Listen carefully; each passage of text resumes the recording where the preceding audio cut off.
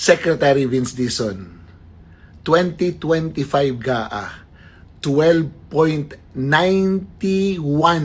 billion pesos ang allocable ni Sandro Marcos sa kanyang distrito sa Ilocos Norte. It is in the Cabral files.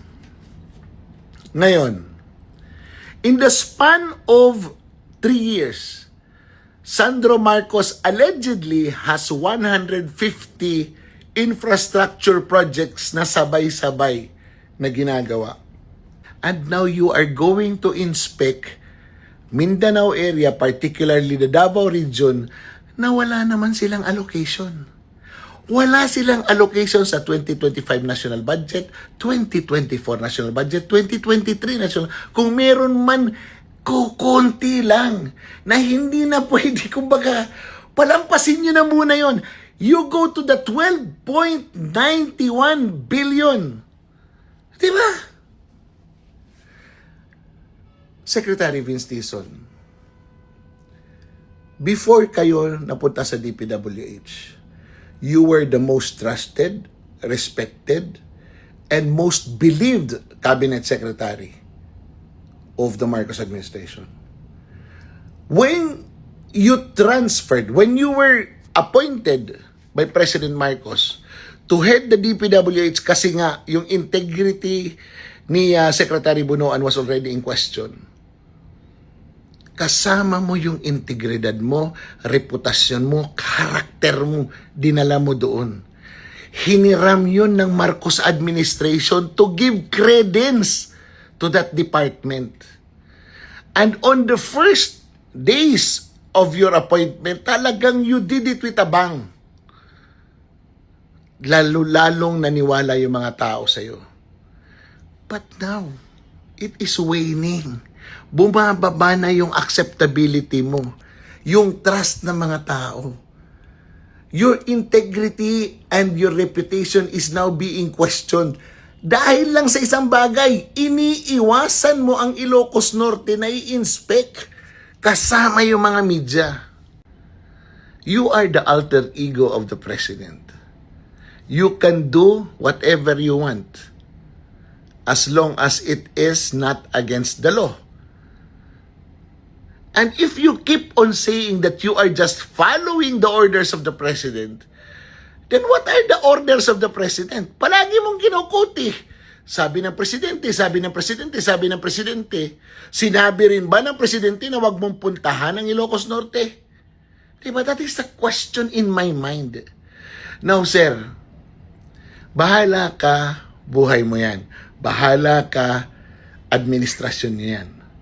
But what I'm saying is that, please, BBM and this administration borrowed your integrity, reputation, and character.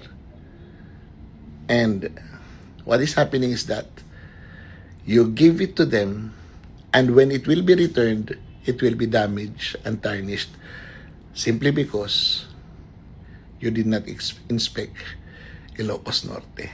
O paano? Tingnan natin, pabain tong ano natin. Message is clear, di ba? Sayang ang bayot! Pasalamat lang po sa tanan. Nagpapasalamat po ako sa lahat ng mga kababayan natin sa patuloy ninyo na suporta. Hindi ninyo nakakalimutan si dating Pangulong Rodrigo Duterte. At syempre,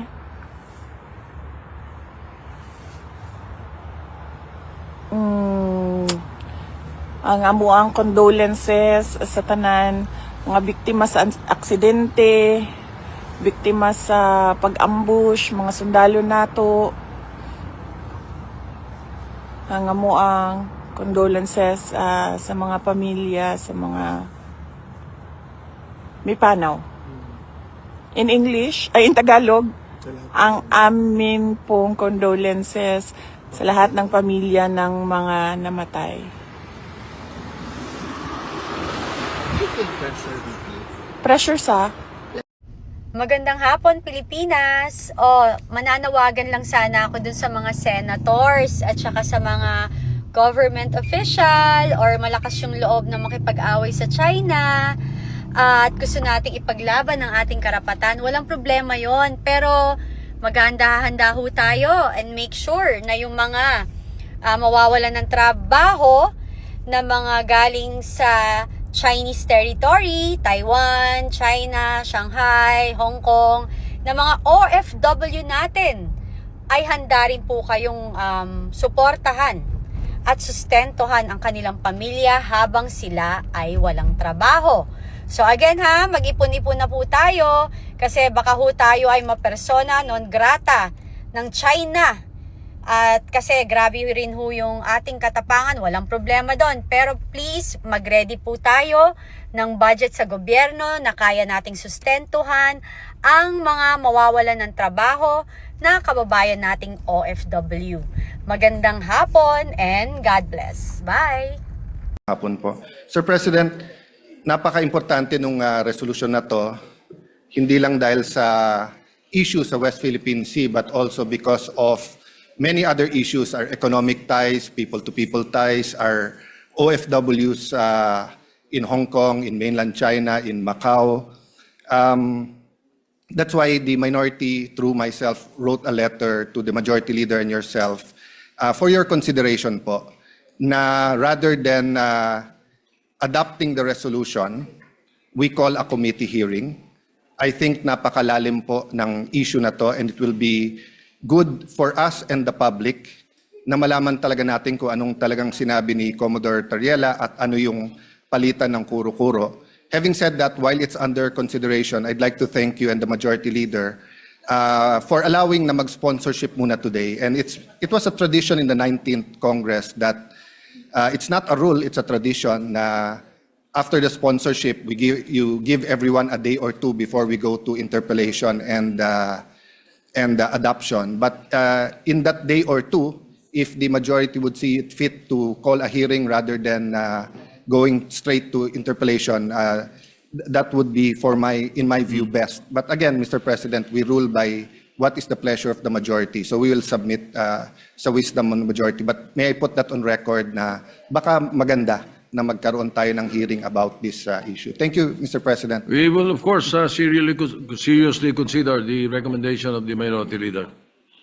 Thank you very much, Mr. President. Mr. Well, President, just for the record, we have indeed made it a practice that when a bill is sponsored, we give it time for interpellations, a day or two thereafter.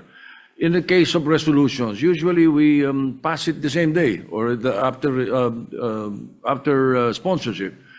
But in case of controversial resolutions or bills, we do give it some time. Yes. So I think the request is reasonable, quite in order. Yeah, Thank you, so Mr. President. Majority Leader. therefore, I move for the previous motion and ask the Secretary to read the title of the measure. Ayun na. Ba- After na siguro, yeah. Maybe we can ask. Yes, but we need to ask the It's Secretary already to on read the the floor. title of the It's measure. already considered. We asked the Secretary to read the title of the measure and ask the sponsor to Yes, so we can recognize the deliver sponsor, sponsorship Senator speech. Pangilinan, after he reads the title of the measure. Yes, the Because I did not Secretary read is the title of the recognized. measure earlier, Mr. President. My apologies. Resolution expressing the stance of the Senate in condemning recent public statements issued by the Embassy of the People's Republic of China concerning Philippine officials and institutions, and affirming the right of the Republic of the Philippines to assert its sovereign rights in accordance with international law. Right, Senator Francis Pangilinan is recognized. Thank you, Mr. President. Thank you, Majority Leader. Thank you, dear colleagues. Before we begin our sponsorship, we would like to thank the good Minority Leader for his earlier manifestation. And we too share in the earlier manifestation of the Senate President that given the controversies behind this resolution, we have no objection as to allowing our colleagues time to interpellate or perhaps even bring the matter to a Senate hearing after we have sponsored it and before adopting it, Mr. President. Mr. President, dear colleagues, it is my honor to sponsor and principally author proposed Senate Resolution number 256, together with Senate President Tito Soto, Vicente Soto III, Senate Pro Tempore Ping Lacson, Majority Leader Mig Zubiri, Senators Erwin and Rafi Tulfo, Risa Ontiveros, Win Gatchalian, Loren Legarda, JV Ejercito, Bam Aquino, Jinggoy Estrada, Lito Lapid, Camille, and Mark Villar. May we also place on record that while they have affixed their signatures to this resolution, this does not mean that those who did not affix their signatures are objecting to this resolution. Precisely why, ultimately, in the end, it is when we move to call for a vote on this resolution that there we will determine who among our colleagues will support it or not. Introducing this measure does not mean that those who did not introduce this measure are opposed to this measure. Just for the record, Mr. President. Mr. President, dear colleagues, our Constitution mandates us to protect the Republic's sovereignty, territorial integrity, political independence, and dignity. In fulfilling this mandate, when we senators, representatives, the Coast Guard, or any public official who swore an oath speak on the West Philippine Sea and on the arbitral award, we are not merely expressing our opinions. We are carrying out our solemn duty to uphold and defend the Constitution, to defend the nation, and uphold the rule of law. Recently, an official of the Chinese embassy issued public statements in undiplomatic and disrespectful language, directly attacking incumbent members of Congress, including myself, for positions we took in defense of Philippine sovereignty and maritime rights. We took because we were upholding and defending the Constitution. The statements crossed the line from legitimate expression of a foreign state's views into interference in our domestic democratic debate. By adopting this resolution, the Senate tells China and the world that this institution will not be cowed, that this institution will defend our nation's sovereignty, that this institution will defend and uphold our Constitution as we swore to defend and uphold the Constitution. That we stand as one in saying, no foreign mission may dictate what Filipino senators or what Philippine senators can or cannot say in the lawful performance of their official duties. We may hold differing views on many matters, yet in this, we must stand together. We uphold our officials when they speak on behalf of our nation, and we safeguard our institutions when they are disparaged by outsiders. Second, this resolution is addressed to our own Department of Foreign Affairs. We acknowledge that the DFA last night issued a statement expressing serious concerns over the escalating exchanges and has made, quote, firm representations to the Chinese side.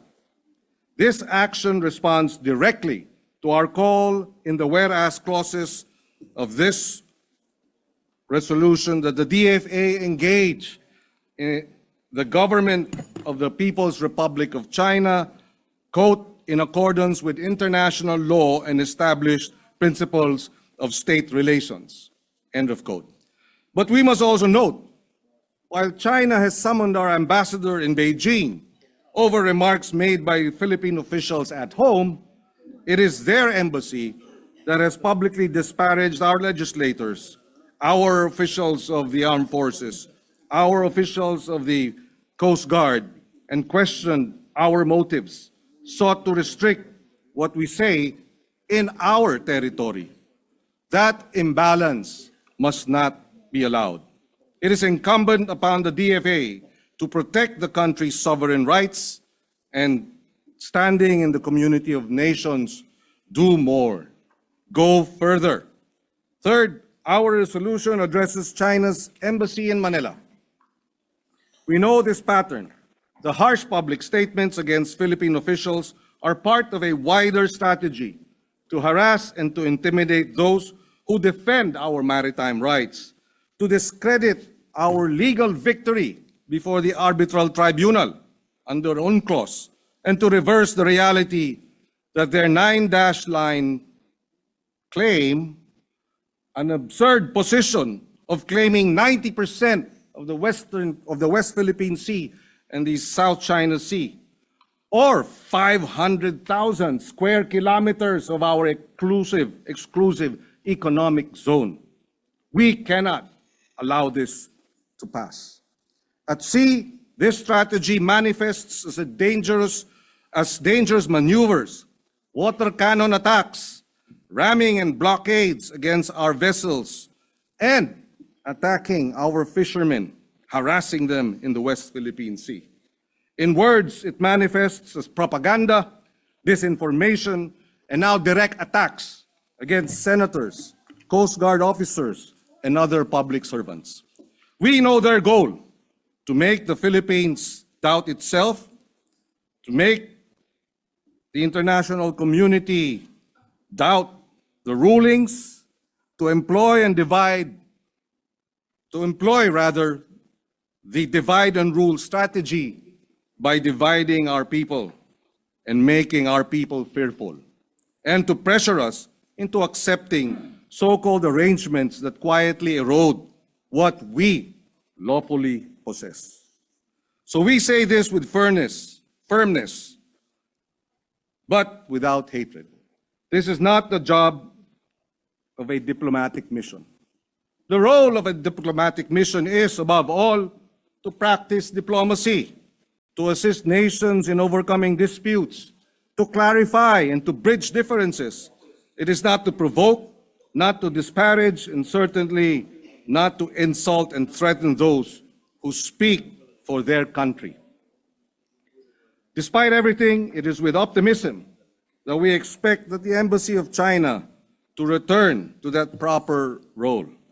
The arbitral award will not disappear. The 9-dash line has been rejected. That reality cannot be reversed by trolling, by insults, or by pressure. Accept that the international law, particularly the UNCLOS, of which China is a signatory to, applies to all member states, that all parties need to work toward mechanisms that respect every claimant's country's sovereign rights and legitimate interests. We also thank the international community for their steadfast support of the rule of law, affirming the arbitral award and the Philippines' sovereign rights, as well as rights over our exclusive economic zone, for consistently calling out China on its escalating aggressive behavior in the West Philippine Sea.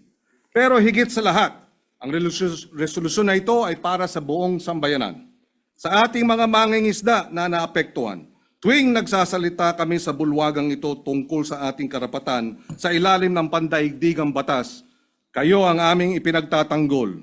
Pinagtatanggol ang karapatan ninyong mangisda ng malaya sa ating karagatan ng walang takot. Sa ating Coast Guard at Armed Forces, kasama ninyo ang Senado sa nananinindigan. Saludo kami sa inyong tapang at hindi namin kayo pababayaan.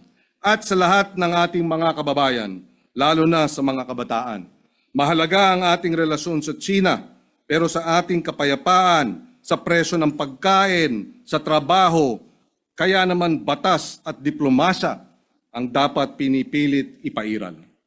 Pero alam nating hindi pag-aatubili ang sagot sa mga bully. Hindi nabibili ng pananahimik ang kapayapaan at hindi nagtataguyod ang batas ng pag-aamo-amo. Respeto, paggalang, yan ang pinakamahusay na sandigan ng isang matatag at maayos na relasyon ng dalawang mga bansa. Ito ang gustong tiyakin ng resolusyon na ito. But beyond this resolution, we propose a way forward. As this year's chair of ASEAN, the Philippines has the opportunity to help conclude a rule-based, fair, workable, and lateralized mechanism on the conduct of parties in the South China Sea. We believe that such code of conduct be firmly anchored in international law, including UNCLOS and the principles reflected in the arbitral award. We ask our neighbors, partners, and allies, support the Philippines initiative, support ASEAN's effort to support a region where disputes are managed by law and dialogue, not by insults, bullying, force, or threats. Ngayon, sa panahong tumitindi ang pandaigdigang tensyon, sinisiguro ko magkakasangga tayo. Senado, DFA, Armed Forces of the Philippines, DND, Coast Guard, BIFAR, buong sambayanang Pilipinas, magkasangga tayo laban sa pangiinsulto, laban sa pagbabangga, sa pagwawater cannon at pakikipaghabulan sa ating mga mangingisda at sundalo. Iisa tayo bilang isang republika na nananindigan para sa ating mga karapatan at dignidad. Mr. President, colleagues, for all these reasons, I respectfully urge the adoption of Senate Resolution number 256. Maraming salamat. Majority Leader. Mr. President, we have several of our colleagues who want to co-sponsor the measure, namely Senator Jinggoy Estrada, Senator Erwin Tulfo, and Senator J.V. Ejercito. May we recognize Senator Jinggoy Ejercito for his sponsorship. Senator Jingo Estrada is recognized. Thank you, Mr. President.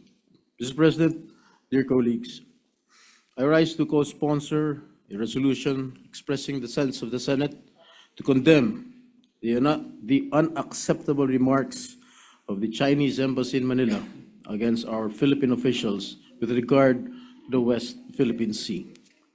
I pose this question: what is the business of Chinese embassy officials criticizing our public officials and even calling them names, branding senators as helpers of Philippine Coast Guard Commodore J. Tarriela in defending our rights in the West Philippine Sea because, as they claim, Commodore Tarriela can't win over the argument.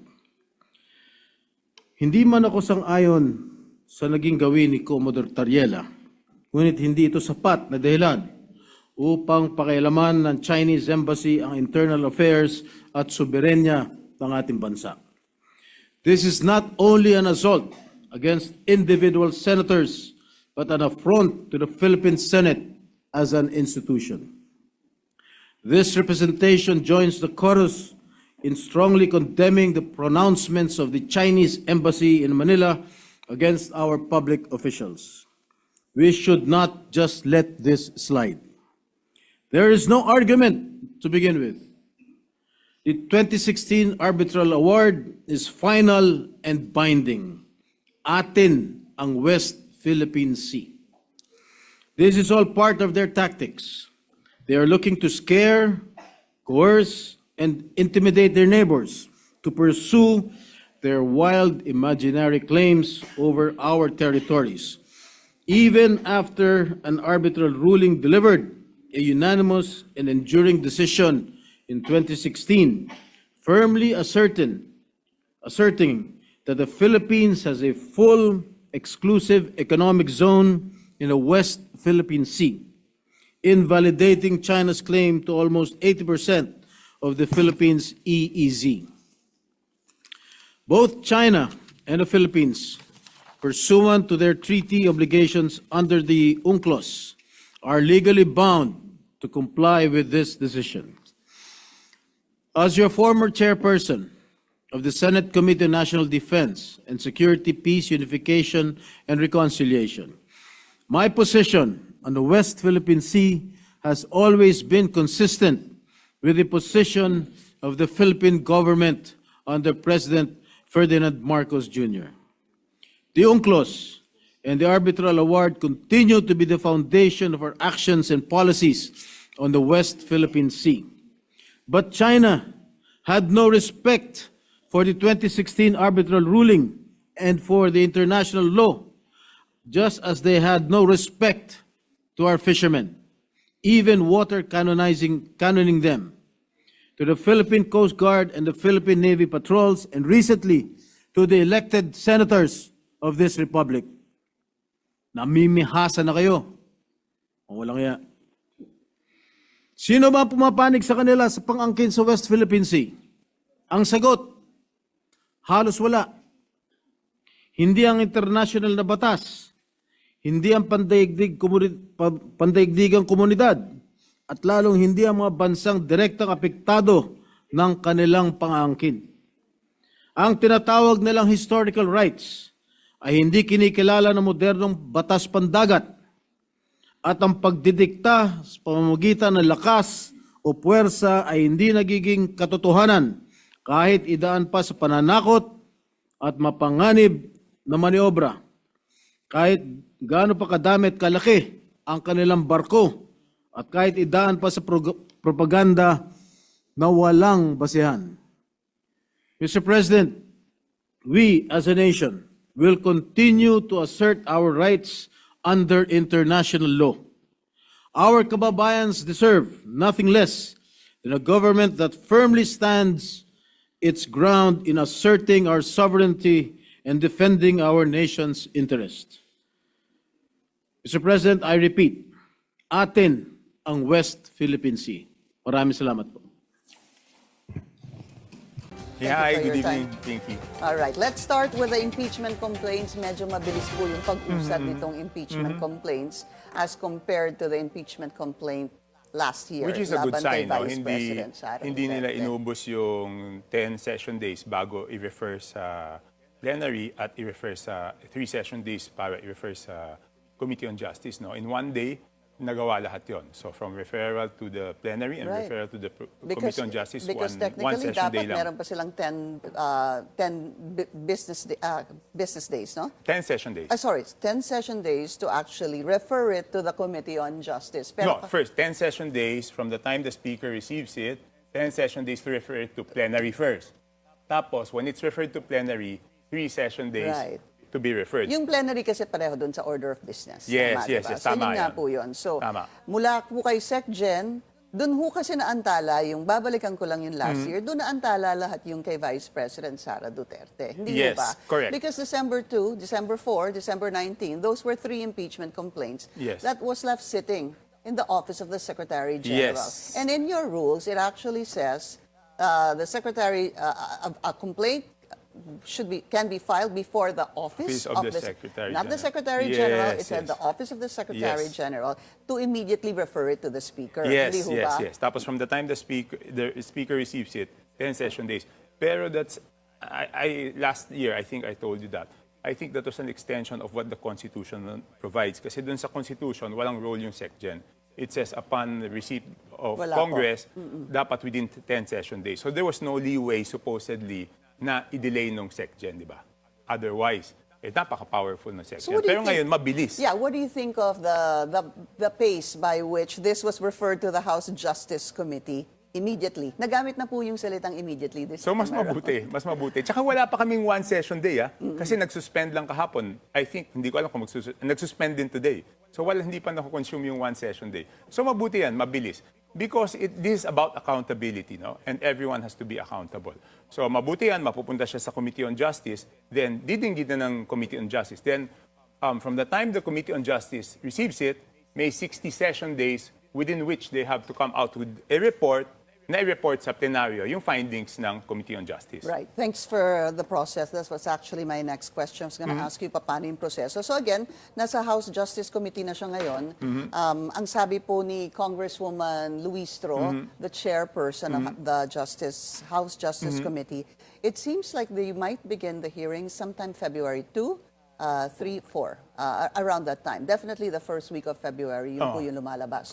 So, sila-sila lang po yun, di ba, ang miyembro. Parang there are less than 40 members and then meron po tinatawag na de facto members. Tama ho ba Yes, yun? yes, yes, yes. Ang de facto members, yun yung mga deputy. Yes, majority, leadership. yung mga leader. Leadership position. Yes. Of minority. Ex-officio. Ex-officio. Ex-officio members ang tawag namin doon. Yeah. So may mga deputy speakers, tsaka yung ibang leadership Pati positions. minority, mga I think they deputy should have. kasama din Yeah. yun. And you are not a member of that. I have no Okay. committee membership. Wala ka. Wala kahit anong membership, wala.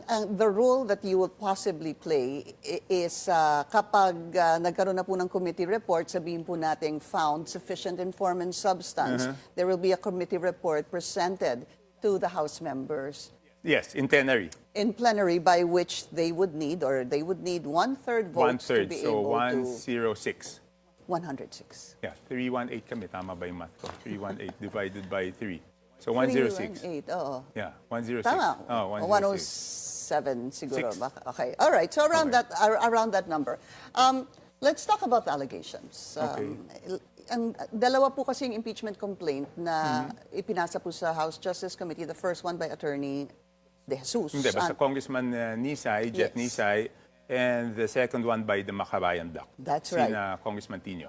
Just to siguro separate both, no, Congressman Toby, yung doon po kay Attorney De Jesus nga po, the allegations are yung betrayal of public trust, etc. Pero yung nakasulat na sinasabing pagkakamali ng Pangulo is the kidnapping and surrender of FPRRD, that's Okay. number one. Alleged drug use that will impair his way of leading the country. And there's a third one. Not vetoing unprogrammed appropriations. Yun po yung nabasa ko Okay. sa kanilang. Isa-isahin lang po natin yun, Okay. just very quickly. With regard to the kidnapping and surrender of the former president to The Hague, what are your thoughts on that? Well, I have no personal knowledge about the circumstances behind that. So it would have to be explained by the administration, the president, or whoever, why they had to bring the former president to The Hague. No, they will have to explain it kasi yan ang allegation. So kailangan nilang sagutin yung allegation na yan. But I have no personal knowledge kung ano yung circumstansya sa likod nun, kung bakit kinailangan nilang dalhin sa But Hague. you've been a member of the House, hindi ho ba? And kayo din po, together with the Senate, if I'm not, definitely the Senate, ang nag-include po sa atin sa Rome Statute na pinayagan po tayong to participate and to be part of Yeah, the but I ICC, think there hindi are ho ba? arguments there because yung sinasabi ng iba, wala na yata tayo, di ba? I think that was the claim of the other side. Right. No? So they will have to explain it. But I'm not an expert with regards to the Rome Statute, so I cannot comment. I would want to hear the explanation. But it's also been said over and over again that your termination of your membership in this Rome Statute does not absolve Yes, you, kaya hindi nga ho eh, ba, kaya nga. But of there's any two- crimes committed. Otherwise, sir, if that is the case, pwede kang sumali, tapos kapag may kasong isasampalaban sa'yo, pwede ka na lang umalis. Yes, but hindi ko kasi nabasa yung complaint, honestly, no? Both complaints, hindi ko pa nababasa. But I think the allegation there was whether or not dapat sinurrender doon. They were not questioning whether or not we were members sa Rome Statute, whether or not Right. dapat The pinadala kidnapping doon. and surrender Yes, of FPRRD. supposed kidnapping. So I'm not in a position to, I would have to listen carefully doon sa explanation ng representative Okay. ng presidente pagdating sa bagay niya. Let's talk about the one doon po sa Makabayan Block naman. Medyo, ito po, it's quite long. Basically, it's really a betrayal of public trust. I think they said in the end there were 3 portions ng first betrayal of public trust, etc. You know, it started with this BBM Yung parametric formula. Okay. Can you explain that to us? Kasi not a lot of people are really familiar with this BBM formula. Hindi ko alam kung ano ibig It's sabihin. balanced. Hindi ko alam Nandito kung ano po. ibig sabihin ng BBM. Ito po, baselined, balanced, managed formula, BBM. Okay. Yan, okay. Kasi di ba, again, magsimula tayo. Lahat ng distrito nag-expect ng mga proyekto yan. Proyektong hinihingi ng mga barangays, ng mga NGOs. Basta yung kailangan sa kanilang distrito, no? Ng mayors, ganyan. So, papaano mo i-divide ito sa district congressman? Dati walang formula. So, ang ginawa nitong nila Sec Manny Bonoan, nung pagdating nila, is gumawa sila ng formula kung papaano i-divide per district. No? If you'll ask me what the formula is, hindi ko alam. Ngayon, Actually, even Secretary Vince wasn't really Sure quite about the clear formula. about the Okay. formula. Is the formula what you're talking about, the allocables? no. Hindi pa yan? Hindi yan. Okay. Hindi yan. Okay. So, ang ibig sabihin lang may formula is nagkaroon ng NEP restored. But hindi dapat NEP restored. Dapat yung NEP, yan yung minimum NEP. So, they call it NEP restored, pero magulo sa tao, dapat minimum NEP. Ano yung minimum NEP? Yan yung minimum amount ng infrastructure na mapupunta sa distrito mo every year. So, ibig sabihin, bawat isang distrito, may minimum amount siya na dapat mapunta sa distrito niya based doon sa formula yan. Ang pagkakaiba, previously, nung congressman ako, walang formula. So, magugulat ka lang, may taon na ganito yung budget, may taon na ganito yung budget. So, before, ano yun, palakasan? I'm sure they had a way of finding out, but But you've been there for so long. Kung wala pong formula before, ano po yun? wala. Palakasan? Pag nakuha namin yun, sasabihin namin, bakit ganito lang yung nakuha? Kasi, base sa pag-aaral ng DPWH, yan lang yung dapat na proyekto sa distrito mo. Ganun lang. Ganun lang explanation dun eh. So, nagkaroon ng BBM parametric formula. At doon, every year, from 2023 budget up to now, yun yung minimum mo. And what is the minimum? Hindi, like for Navotas, it's 1410. 1,410 million. 1,410 or 1,460, I'm not sure. Okay. But it's that. So that's the minimum that your district is assured of. But does that mean that, just to be clear about it, kasi sabi mo, bawat distrito may minimum. Kayo po, ang nakuha nyo, lagay na lang natin sa 1.4B. Okay? Sa NEP yan, sa NEP. Pa sa NEP. Sa NEP, oo. That is your minimum. Ibig sabihin, that's the least you can get. Yes, Paano po yes. yung iba? Ano po yung minimum nila? And where do they Ang average formulate dyan, that formula? if you will compute it based on simple average, ang average niyan is about 2 point something. Kung dinivide mo yung total ng NEP doon sa number of congressmen, ang makukuha mo dyan is 2 billion I something. see. So if it was an equitable distribution of what is in the NEP, what you're saying is each congressman should get 2B. No, it cannot be that way, Pinky, because syempre, mas malaki mapupunta doon sa mga less developed. Kasi mas marami silang Hindi. kailangan Yun, infrastruktura. I was just clarifying, you were saying simple math. Hindi, ang ginawa ko lang, tinotal ko yung lahat ng NEP, tapos dinivide ko sa numero ng distrito, ang nakuha is 2 billion something. Yun yung sinasabi Yung kong sinasabi simple kong math. average. Okay.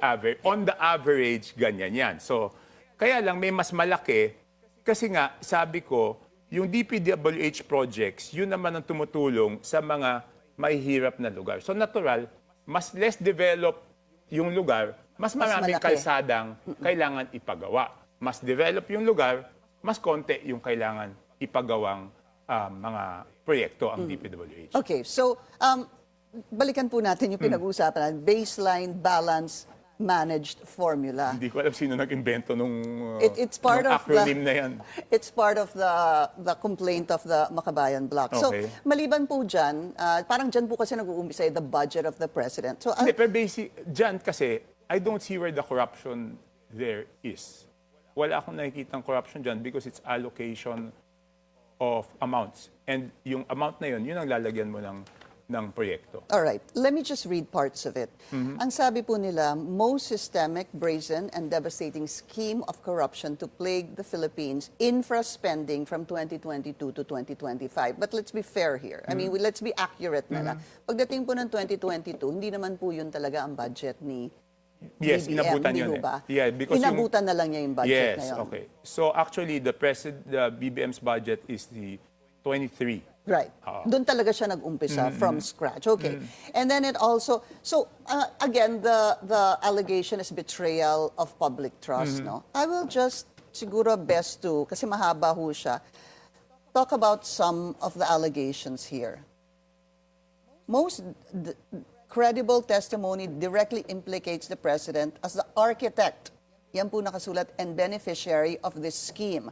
Former Ako Bicol party list former Ako Bicol Representative Zaldico has alleged that the President ordered the insertion of 100 billion in projects. Ito po yung lumabas dun sa video niya, providing a list of such projects. Such insertions have been subsequently validated as these do not appear in the NEP but appear in the GAA. I'm just gonna stop there. Yun po yung one of the allegations. So ginamit po nila dito yung sinabi po ni Zaldico doon sa kanyang video testimony na nag-utos ang Pangulo ng 100 billion pesos na insertion.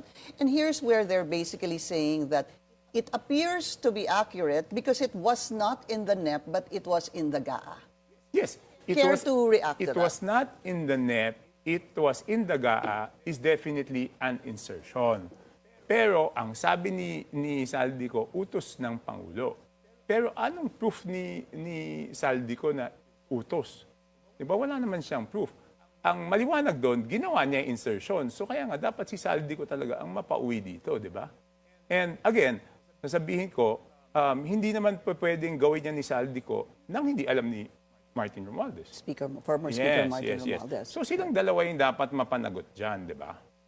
Okay, another one is yung sinabi po ni former DPWH Undersecretary Roberto Bernardo, where basically he confirmed the budget insertions ordered by the President and delivered 8 billion of kickbacks. Ito po, for the President via armored vans through the Department of Education Undersecretary Trigiv Olaivar and Undersecretary Adrian Bersamin from the Office of the Executive Secretary. No, okay. Ang intindi ko dyan, hindi sinabi ni Bernardo, sinasabi ni Bernardo na hindi totoo yung sinasabi ni Zaldico na nag-deliver siya ng pera para sa presidente kasi sinasabi ni Yusek Bernardo na yung projects na sinasabi ni Zaldico, siya yung nag-deliver ng pera to different persons. Yung kay Trigiv Olaivar. Yun ang sabi ni and Bersamin. Bernardo. So hindi, kung yan yung sinulat nila dyan,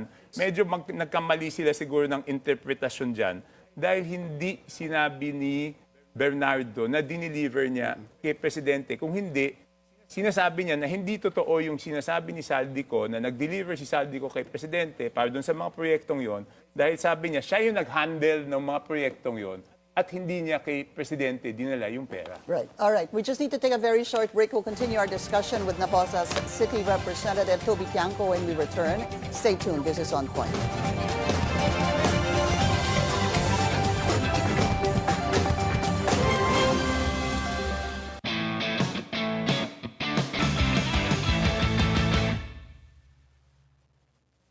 CES 2026 brings the future closer than ever. On Tech Bites, we take you inside the biggest tech show in the world, featuring breakthroughs in mobility, smart homes, and everyday innovation straight from Las Vegas. Catch Tech Bites CES 2026 special coverage with Jeffrey D.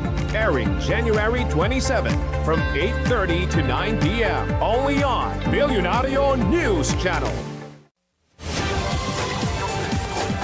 Welcome back. Still with us, Navota City Representative Toby Tiangco. As mentioned a while ago, medyo mahaba po yung complaint. Okay. Idadagdag ko na lang po ito.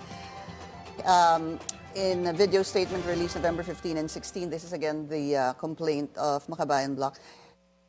He denied receiving money himself, referring to Zaldico, stating that all insertions went to the President and to Romualdez, and that he merely facilitated deliveries. And basically, sinabi niya that, well, he displayed photographs of suitcases allegedly containing cash delivered to Speaker Romualdez and President Marcos Jr. No, he said, okay, medyo, kung yan na naman yung sinabi na, medyo inaccurate yan. I am just reacting to what you're reading. Kasi ang natatandaan ko, ang sabi ni Zaldico doon sa video niya, dinideliver niya kay Martin Romualdez na sinasabi ni Martin Romualdez nakahati si Presidente.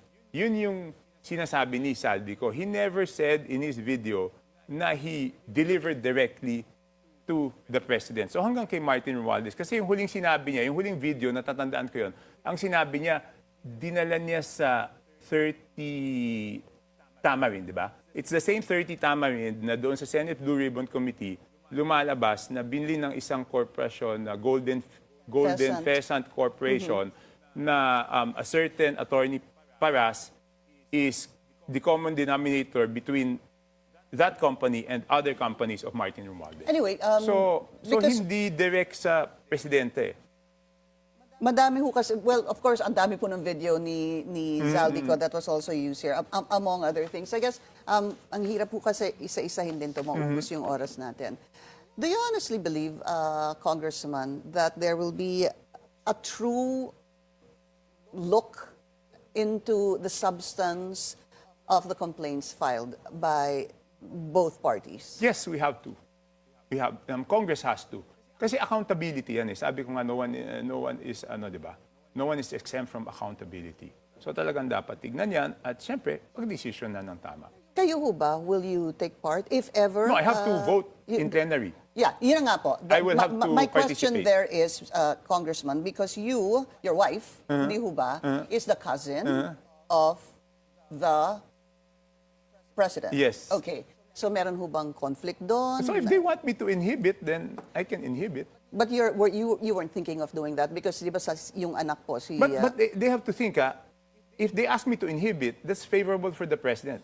Because hindi ako pwede bumoto ng... parang kakampi ka kasi sa Pangulo. Oo, ganon. di ba? So pag pinag-inhibit nila ako, ibig sabihin, favorable yun sa presidente. Kasi pag nag-inhibit ako, hindi ako pwedeng masama doon sa hinahabol nilang 106. Di ba? So yung pag-inhibit But personally, do you feel that you need to? You have to? Or you should? No, I don't think so. I don't think so. But kasi nga, if I inhibit, the more I am favoring the president, di ba? It's not that nagiging patas ako because parang sinasabi ko, hindi na ako pwedeng bumoto for his impeachment, di ba? Parang mas pumabor pa ako sa kanya kung nag-inhibit ako. So kung talagang gusto ko ng fair, kailangan pag-isipan ko kung talagang dapat And you're impeach still on thinking them. about that? No, I have to read, to listen. Okay. All right. Fair enough. Yung pong... Kasi for example, yung iba alam ko. Pero katulad yung sinabi mo kanina, Pinky, na yung kidnapping, wala naman akong personal knowledge nun. So dapat makinig talaga ako dun sa explanation. Meron kang isang personal knowledge that you already shared in this channel sa The Spokes with Attorney Edwin. Yung pong sinasabi nyo na nagka-meeting between the President, the Speaker, and yourself. And we're gonna play that right now. Martin, kayo ni Saldi, ilang bahay ba ang gusto niyo sa Forbes Park? Gaano karaming aeroplano, helicopter? That is the President's asking, Martin. Yes, helicopter kailangan nyo. Gaano karaming caviar ang kaya nyong kainin? Ilang Ferrari gusto? 2 taon na ako dito, wala akong napapagawa. Dahil kayo ni Saldi, kinukuha nyo yung pera ng Congress. So he knew. Yun ang sinabi niya.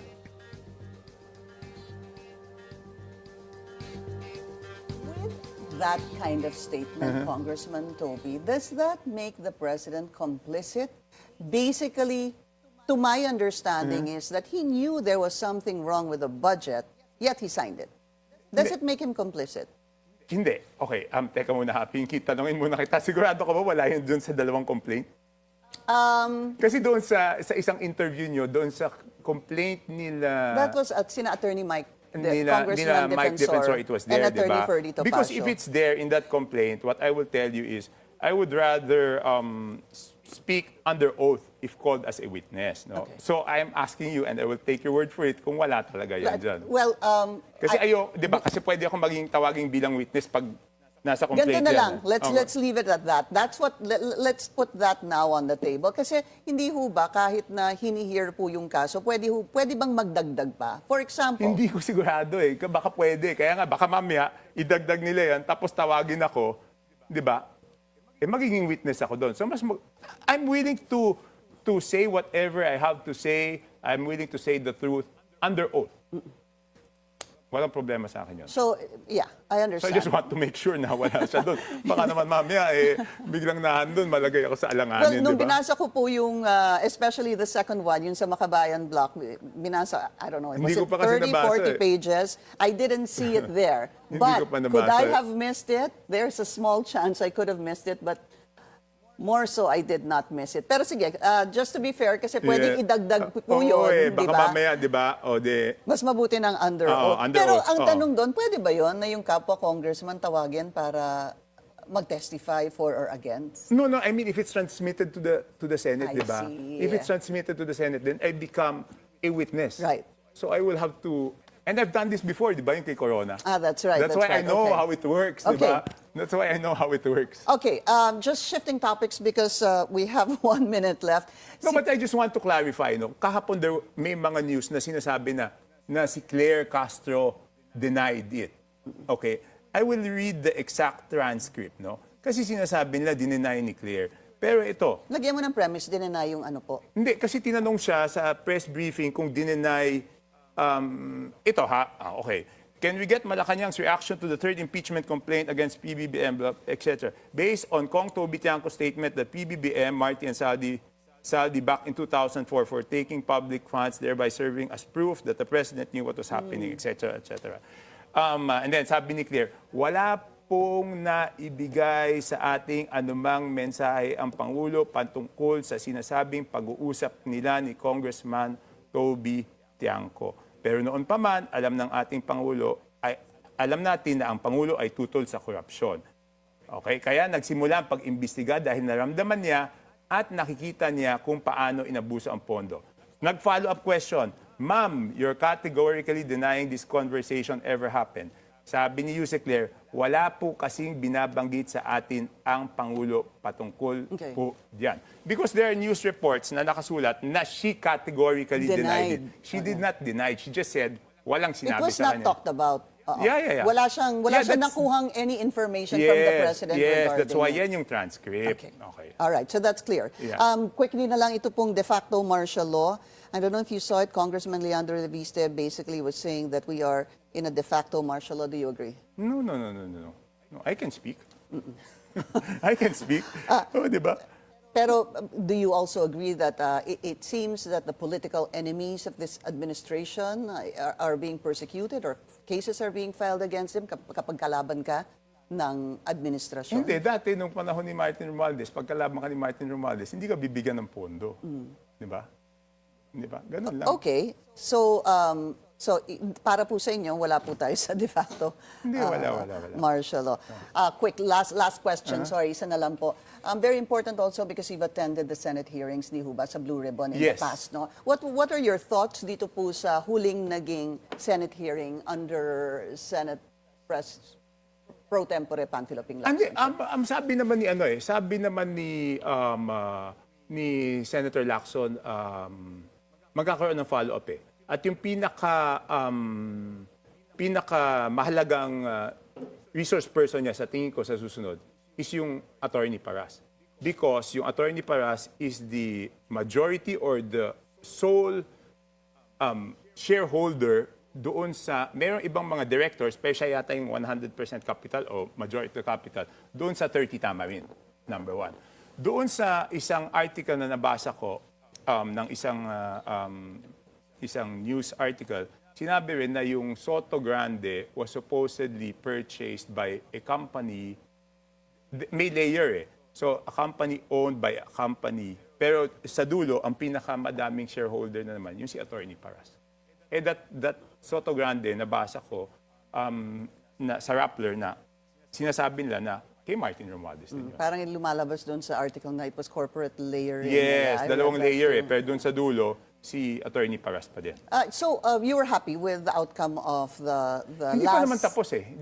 Alam mo, wala silang choice eh. Kasi ang dami lang inimbitang resource person eh. Kaya di ba parang, some people are saying na parang, bakit ganun lang? Sa dami naman ng inimbitan nila, di ba? At lahat pinagbigyan na makuna ng side. Talaga hindi naman pwedeng maubos sa isang resource person lang yung oras. We're gonna await the next hearing. Yeah, sabi of ni the Senate Senator Blue Ping, Ribbon Committee. may susunod pa naman. Right. Navota City Representative Toby Tiangco, sir, thank you so much for your time.